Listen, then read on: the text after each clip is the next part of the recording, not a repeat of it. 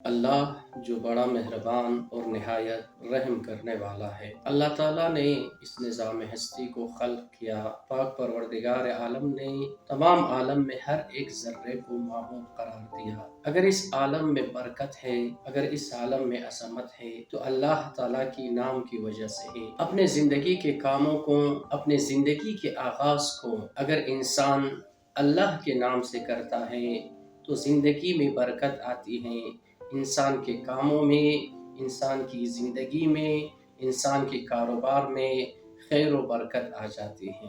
بسم اللہ الرحمن الرحیم وبہ نستعین وہو خیر الناصرین ومعین۔ ناظرین گرامی، آج ہماری جو گفتگو ہے وہ بسم اللہ الرحمن الرحیم ہے۔ بسم اللہ الرحمن الرحیم کی عظمت، اللہ تعالیٰ نے ہمیں خلق کیا، پروردگار عالم نے ہمیں نعمتیں دی، خداوند عالم نے اس کائنات میں بہت سارے رموز پوشیدہ رکھے۔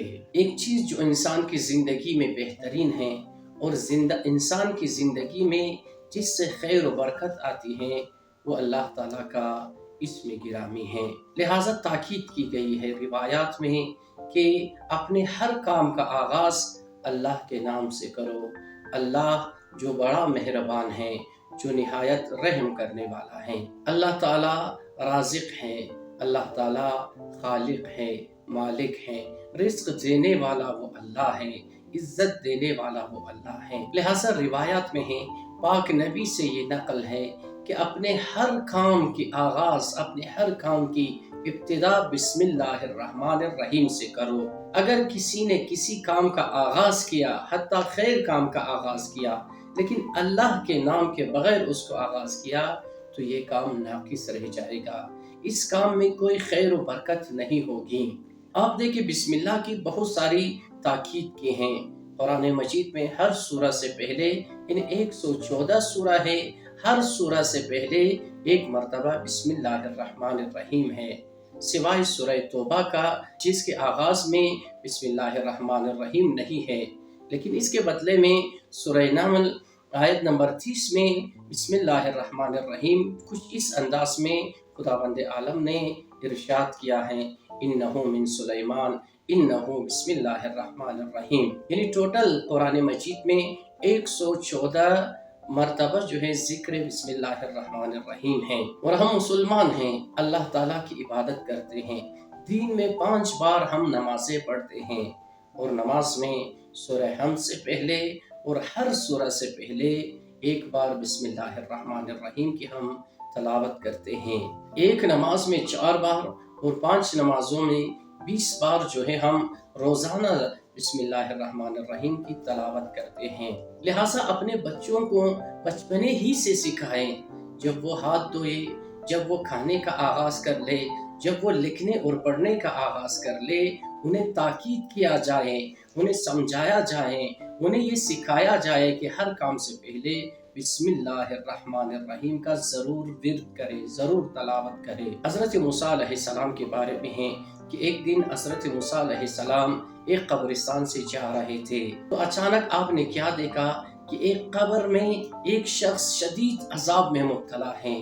حضرت موسیٰ نبی اللہ ہیں، حضرت موسیٰ علیہ السلام اس عذاب کو محسوس کر رہے تھے کہ اچانک حضرت موسیٰ نے کیا دیکھا کہ وہ بندہ جس پہ عذاب نازل ہو رہا تھا کہ اچانک عذاب کے بجائے رحمتیں نازل ہو گئیں، عذاب کے بجائے اس قبر میں نورانیت برسنے لگی۔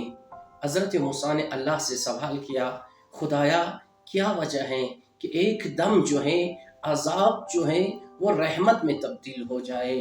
خدا کی طرف سے آواز آ جاتی ہے، اے موسیٰ یہ وہ شخص ہے کہ ابھی ابھی اس کا بچہ مکتب میں گیا، اسکول میں گیا، اور وہاں پہ اس کے بچے نے بسم اللہ الرحمن الرحیم پڑھنا شروع کیا ہے۔ اس کے بچے نے زندگی میں پہلی مرتبہ جو ہے بسم اللہ الرحمن الرحیم سیکھا ہے۔ اس بچے کی بسم اللہ الرحمن الرحیم کی وجہ سے ان کے والدین کو بخش دیا جاتا ہے۔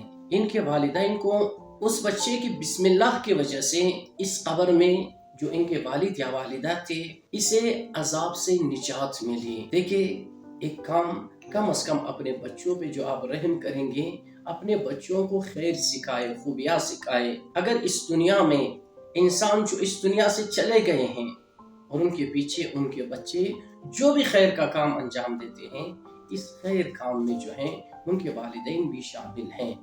بعض اوقات جس طرح یہ روایت ذکر کی آپ لوگوں کی خدمت میں، اگر بچہ خیر کا کام انجام دیتا ہے تو والدین سے عذاب ٹل جاتی ہیں۔ بس کوشش کرے اپنی زندگی میں اپنے تمام لمحوں کا، زندگی کا آغاز، کاروبار کا آغاز، کھانے کا آغاز، پینے کا آغاز، لکھنے کا آغاز بسم اللہ الرحمن الرحیم سے کرے۔ بسم اللہ الرحمن الرحیم ذکر اللہ ہے، نام اللہ ہے۔ بسم اللہ میں برکت ہے، بسم اللہ میں شفا ہے۔ بسم اللہ کی تلاوت سے انسان کی وجود میں نورانیت آتی ہے۔